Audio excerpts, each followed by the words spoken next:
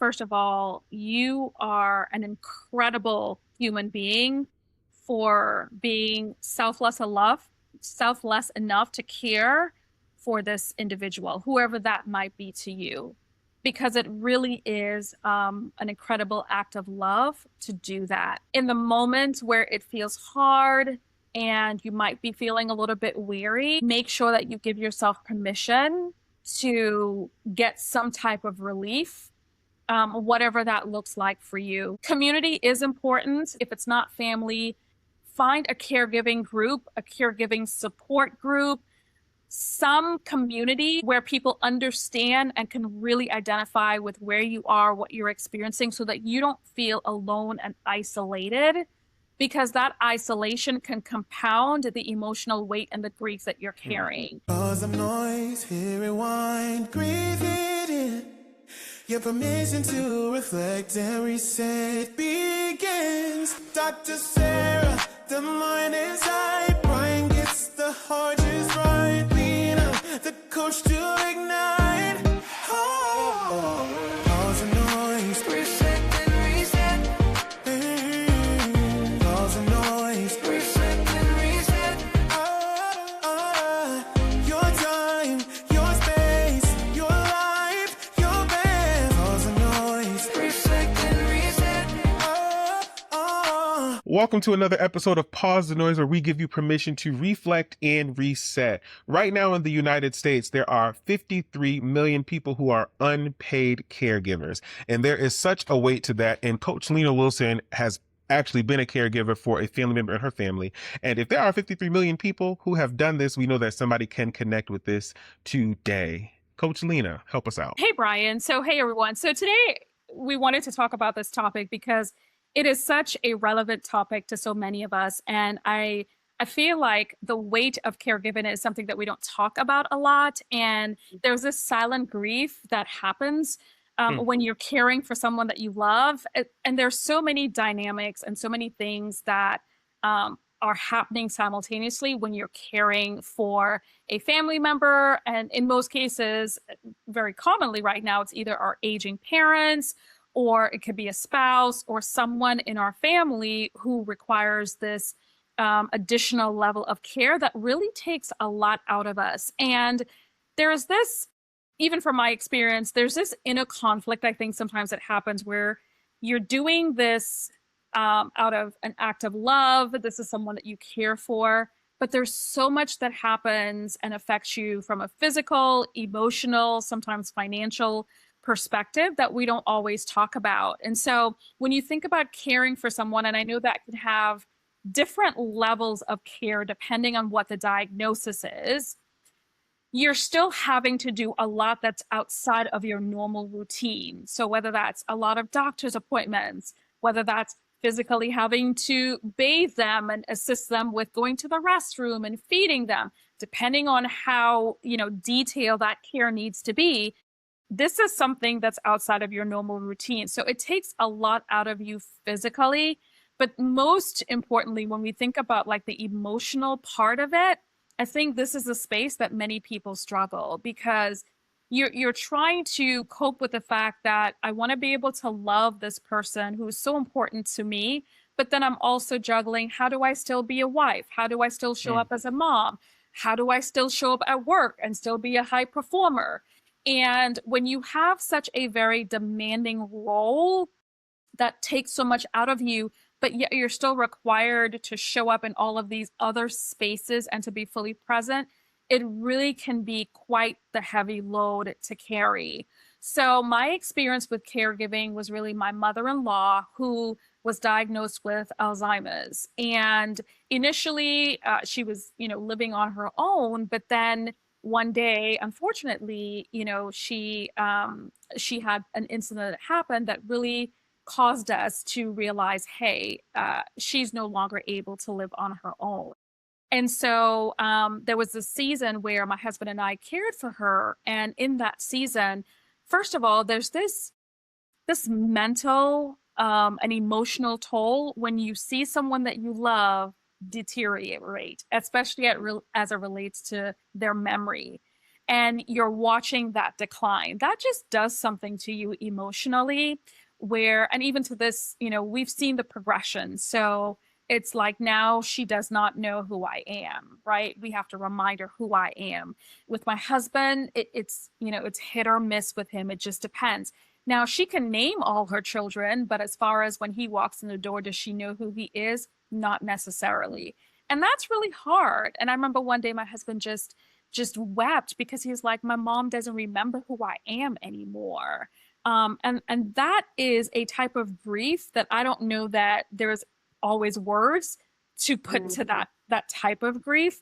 And so there's that grief, what I call the hidden grief that happens. But then there's also the piece around, how do I divide my time? How do I divide my time in such a way where I don't feel guilty when I'm over here, when I feel like I need to be caring for the person that needs me, and I think for me, it was a very challenging season because I had never done it before, number one. And number two, it's like you want to be able to give your very best to this person. And when you're stretched in so many different directions, sometimes you feel like you're coming up short and you feel like the care that you're giving is inadequate. For people that can afford to like outsource that care, that's a financial, I remember looking into like, what would that cost if we were to, have someone else care for her?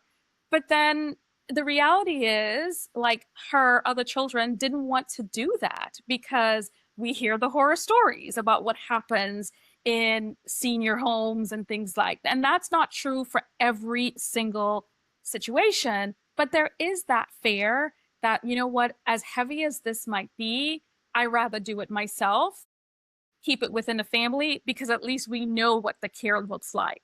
When they're in a home, you don't always know what that looks like, and you don't know that they're getting the very best, but it's expensive and you're paying a lot. Some people don't have a choice. I was fortunate in that, my husband and I had the flexibility. I worked from home, but some people don't have a choice and they have to put their loved one in a home. And I think there's some guilt that also comes with that and a burden that they feel having to do that, but they don't have any alternative. And so there's so many different dynamics I think that happens that creates the weight, right? The physical weight in terms of care, the emotional weight that you carry, and then this juggling act that you're doing with all these different parts of your life, but yet still wanting to make sure that your loved one is cared for and cared for extremely well. And that's not a light load to carry. Absolutely. And as you're talking, Lena, and even thinking about, I work with a lot of veterans with disabilities and they have caregivers, many of them. It's kind of a thankless job, right? Because when you think of your caretaking for a child, there's the emotional gifts that you get from watching them grow, watching them progress, and the love that you get from that. But caregiving on the other end, there's a lot of, like you're saying, there's a lot of grief there. And many times you're taking care of someone who has had the experience of autonomy. Like children have this idea where you're the big person and they have to listen to you. But when you're taking care of an adult, they're used to having autonomy. So there's also that battle of having to take on autonomy for someone who used to care for you, and also allowing them the grief of the fact that they're losing their autonomy at the same time. And so kind of how, I'm wondering in your situation, did that, like, what did that look like? So that was very difficult. Let me just back up. When we communicated to her that she would no longer be able to live alone, that was very difficult for her. Very, very difficult, because you're absolutely right. Like they want to hold on to their autonomy for as long as they possibly can. But she understood. That was the first thing. And then to your point about, I think it also makes you realize that you're aging as well. Because when you, right, like that whole mortality piece, it's like, wow, is my daughter going to be doing this for me one day? And it just kind of makes it more real when you start thinking about life is really moving by, because here's this person that helped to care for in this case my husband at one point, but now the roles are reversed. And my mother-in-law is Jamaican, and she always used to say, what is it? It's an expression, once a child, um, something. It's like once a man, always a child. Oh, twice, once a man, twice a child. I think Yeah. that's you've heard it, right? Like, Once a man, twice and a child. basically, in saying that, once a man, twice a child, she recognized that she had fallen back into that childlike state. Mm. She was aware of that piece. Um, and so it does kind of bring your own like mortality and your own aging process. You really do start to reflect and think about that. But it's also your way of giving back to someone who's sown so many seeds in your life and my husband's life, right? And I love him, so caring for his mom is like caring for my mom. And so you do feel this sense of, I'm glad that I can do this for her, but there is no reward, there is no recognition, there is no special prize. You're just doing this out of love. And you hope, especially, she had Alzheimer's, so you kind of hope that even though she can't remember things in her short-term memory, you just hope that the love that you're giving is enough to carry her and to allow her to have an extended life, as she continues to decline. And the thing about caregiving is it is very easy to neglect yourself in the process, because your entire focus, just like when you have a baby, kind of sort of, like that becomes your entire world and your focus. And caregiving is very similar in that way, in that this now becomes your priority. And so you do have moments where you feel overwhelmed and you neglect your own self-care. And that in itself could make it feel a lot heavier along the way.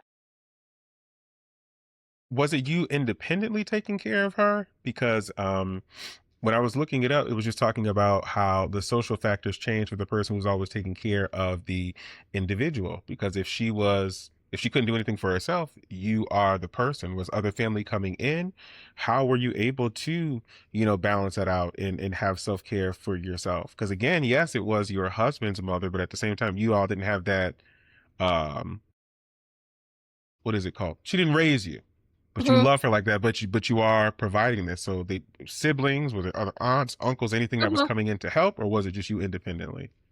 Yeah, so my mother-in-law has four other children, right? So five, my husband five, my husband's in the middle. And there was a rotation that was taking place with three of those children. And so we were in that rotation where we would have her for a couple months, and then she would then go to his sibling. So when she was with us for the 2 months, however, my husband and I split the care. And I would do a lot of the more intimate things that I think she would be more comfortable with, like giving her a bath and, all those, feminine things, doing her hair and things like that. But we did share the responsibility. But what I will say about caregiving is that it changes your entire routine. So what my mornings look like totally changed during those months that she was with us, right? Because once again, she becomes the priority, and Mm. rightfully so, rightfully so. But then here's the interesting thing about caregiving: you go through these different seasons as well, because when she was here, let's just say, after the rotation 90 days ago, well, there's been a decline sometimes. And Mm, so when she's back again, you're now managing a new level of decline. And mm, so Mm. it's not even this space where you're like, oh, I got this down, because something could shift, something could change. And when I talk about routines, it's like, okay, there's doctor's appointments, there's all these things that happen in between, that we don't always talk about. And fortunately, my husband's brother and his sister, they do an amazing job because she's with them now. We're no longer in that rotation. But where I was going with that thought was just around the routines that you have on a daily basis. It looks very different when you're caregiving. Hmm. And if you're a creature of habit like me, it can like really kind of thrust your world into this very foreign and unfamiliar place. And that's how I felt in the beginning. And it took me a while to kind of develop this rhythm of like, okay, we're going to have breakfast at this time, we're going to have shower time, do her hair, and then I still have to work for the full day, right? And so, Ah. like, yeah, so you want to make sure she is good, but then I also need to continue the pressure I put on myself to be this high performer at work while I'm juggling this very, very different life-changing event. And it's a lot. And I think what I want people to know is like, even though it feels heavy, you're not alone in this journey. And what you're feeling is very real and very valid because it is not always an easy journey, but it is one that we do. In most cases, I would hope we do it with like the utmost and highest level of. And something that I know, in working with a lot of folks who do caregive for folks who are disabled, is that there is a lot of depression and anxiety with people who are caregiving because it is such an arduous task, and because many people, particularly if they're not fortunate enough to have a community, they are bearing the brunt of that day in, day out, 365, 24/7. And as a caregiver, because you are caring for someone with a disability, there is this tendency to self-neglect and to neglect one's own mental health as well. And something that I noticed in the clients that I've had like that is that they feel guilt and they feel a lot of resentment. They feel resentment towards, for many of the people I work with, their partner. They feel a lot of resentment towards their partner, particularly if they're not being paid to caregive, if they have to work outside of that. And then they feel a lot of guilt if and when they do take care of themselves because they feel like they should be taking care of the other person. And so I guess one of my questions also is like, how do you manage your own mental health? What do you think are some good strategies to manage your own mental health? I certainly have ones of my own, but I want to hear from you, Lena. Mhm. So one of the things my husband and I, we made this agreement, like if the care got to a certain point where I felt that it had become really overwhelming, that we would have a conversation about that and we would have to make a decision about what happens next. And I knew what that would look like for me. And so we had that kind of in place going into it. So when that happened and it just felt like we were not able to do it anymore, we both knew that, okay, we need to have a conversation and then we need to also communicate that to the siblings, right? Because that means they're now impacted because we were in a rotation. And I will tell you, even having that conversation, I felt a certain level of guilt having to say, like it's at the point where I'm not able to juggle this effectively anymore because it almost felt like there was this silent abandonment that Mm. we were doing by pulling out of the rotation. And granted, their circumstances were a little bit different in terms of their level of flexibility, but still, right? And so what I will say is, and this was nearer the end, and I probably should have done it earlier, is you have to be okay with asking for help. I struggle with that a little bit in every area of my life. It's just one of those things I just don't do very well. I don't ask for help. I'm learning how to ask for help. But when you're carrying the weight of caregiving, you have to be comfortable with asking for help in spaces that are safe, that give you some level of relief, no matter what Hmm. that looks like. It could be something simple as, hey, I want to go to the park for like a few hours just to exhale, just to breathe. Can you sit with my mother in law for a second? Now, my husband was here with me, So I didn't have to do that. But there are tons of people who are managing caregiving as a single person. And Hmm. that is hard because you don't have a spouse or a partner to give you that relief that I have, Mm, right? And vice versa. So I'm trying to speak holistically for people who don't have that partner in the home.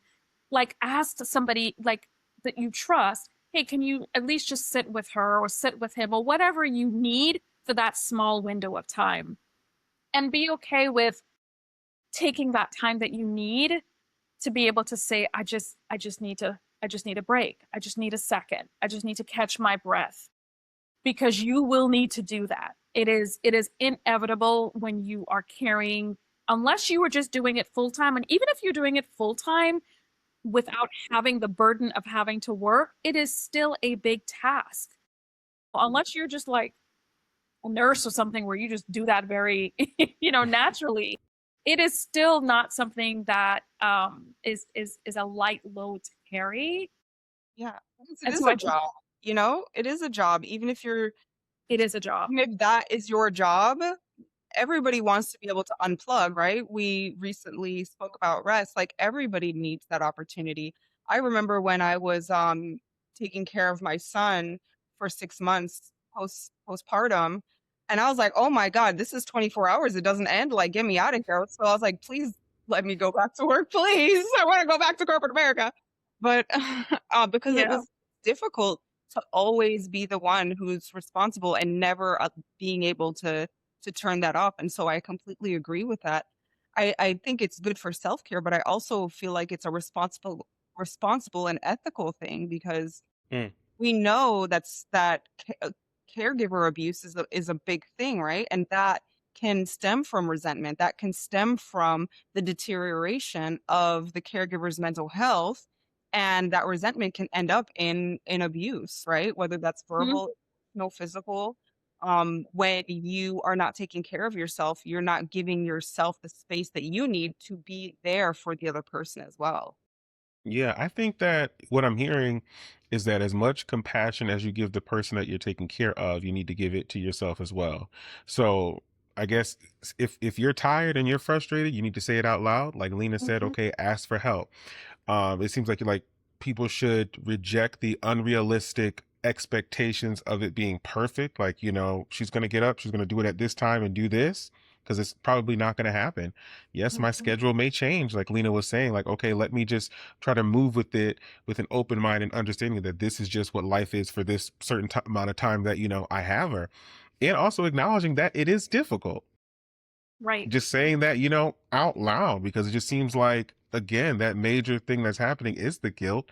And then that guilt can turn to irritation because you're feeling guilty about something, but what you're feeling guilty about is in front of you every day. Now I'm irritated, and now maybe my emotions aren't as beautiful and kind to you. And now I'm burnt out. But while I'm being burnt out, you're still here every single day in my home. And I have to take care of you as a human being as I take care of myself doing the same things. And you're not a baby like to carry. Mhm. So I'm hearing like Mhm. it has to have a lot of self compassion, a lot of patience, but make sure you're reaching out to whatever community, you have. And I guess the only thing that kind of leaves open for me is for those people who are doing it independently. I'm wondering, do people still, I remember I worked as a social worker, connected like with day programs and whatnot. So maybe you can find a day program to drop your person that you're Mhm. caregiving for, off if you need that 2 hours or for the day or whatever it is, just so like there's a balance because even though, they are going through this part of life and they're declining, it's still a human being. There's still a soul there. There's Mhm. still something they can still feel something. So you still do want them to get the best care that they can at the same time, also taking care of your mental and, your physical, your spiritual, emotional state. But even just hearing you talk about it today, Lena, I'm like, much respect to you. And that is a heavy weight to carry. Mhm. Yeah. I mean, yeah. And the reality is,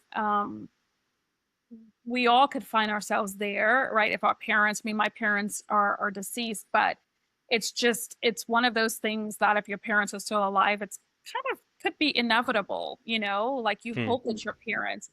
But I wanted to add to what you were saying about just making sure that as much as possible, you give them a good quality of life where you can. So, like you were saying, like a day program. My sister-in-law was phenomenal at that. She would, have mom enrolled in a lot of different programs up until she could not do that anymore. And so I think that's good, right? Because it also gives you a little bit of a reprieve during that time when they're at a program and they're interacting with others. So they're not feeling isolated or they're Hmm. not feeling like they're not interacting. I know one of the things we also did from a cognitive perspective is she loved doing crossword puzzles because that helps and that helped to sharpen her mind a little bit. And, we were very acutely aware of like she used to love to watch certain game shows. And so we try to rotate different things. Um, but it does require the topic we talked about a few episodes back, a lot of resilience. You have to be Hmm. extremely resilient and patient when you're caring for someone, especially if it's something like Alzheimer's. And I don't know how much like exposure you've had, but one of the things they do as it progresses is that they would repeat the same things over and over. So it's the same question, maybe, 10 times, within a 5 minute period, the same exact question. And so, like our natural beings are like, I just answered that question, but they don't have a short term memory. So they have no recollection that they just asked that question. And being patient each time to answer the question. And, it's like, I remember there was something like, Mom, do you remember you just asked me that? Remember that? And she's like, and then she would apologize. And so then I would feel guilty because I'm like, Hmm. she just doesn't remember. And so here's something that helped me. You can't get mad at the person. If you're gonna get upset, be upset at the disease. Because it's the disease that's actually speaking, not the person. They have no control over the memory that's not functioning like it should, but it's the disease. And so that helped me because in moments where I felt like this is tough, I would be like, it's the disease. She can't help herself. And it just helps you to add a different lens of compassion to how you interact, with the individual. Yeah. And I do want to add because for things like PTSD, there can be another layer because a part of PTSD is irritability, anger, hypervigilance, and you may be they many times I've had folks who are caregiving for someone who is kind of mean to them, right? Mm, And has those moments where they have emotional things that they're dealing with. And so that in particular can be difficult too. Reaching out for mhm, there is so important and making sure you're taking care of your own mental health. mhm, Uh, and having, like you were saying, genuine conversations with yourself, with your community on where are my limits? And if I do have limits, how am I still going to help take care of this person that yeah, I yeah. And being courageous enough to know what those limits are. I think that's the one thing I did well, even though it came with some guilt. I identified what that was for me way ahead because I knew it was going to happen and come. But also uh, don't minimize what support your employer might have. Hmm. So I know my previous employer, they had different options where you can have someone that I forgot what it's called, but that could come and care for her 3 times a week or sit with her. And not every employer is going to have a plethora of benefits, but you at least want to take the time to explore what those benefits are. If you have EAP and you get free counseling sessions, take advantage of those counseling sessions because you might need it more than you realize just to help you, like Dr. Saarah said, manage your own mental well being as you're going through the process of caregiving. Lena, before we close out, could you just say something to a caregiver that is listening, that is in the middle of it right now? What would you want them to hear? So I would say, first of all, you are an incredible human being for being selfless enough to care for this individual, whoever that might be to you. because it really is an incredible act of love to do that. In the moment where it feels hard and you might be feeling a little bit weary, make sure that you give yourself permission to get some type of relief, whatever that looks like for you. Give yourself permission to do that. And community is important. Dr. Saarah touched on that. It is really important. What maybe it's family. If it's not family, find a caregiving group, a caregiving support group, some community where people understand and can really identify with where you are, what you're experiencing, so that you don't feel alone and isolated, because that isolation can compound the emotional weight and the grief that you're carrying. And so the more that you can get support and community around you, that's going to help you. But just know that we never know where life is going to take us, and if we may need care later on in life. And so I always feel like you want to sow what you'd like to reap should you ever be in that situation. And so give it your very best, but as much as possible, still care for yourself in the process. Thank you, Lena. And thank you to all the caregivers out there today. This has been another episode of Pause the Noise, where we give you permission to reflect and reset with Brian Stokes, Dr. Saarah Nicolas, and Coach Lena Wilson. Until next time, bye-bye.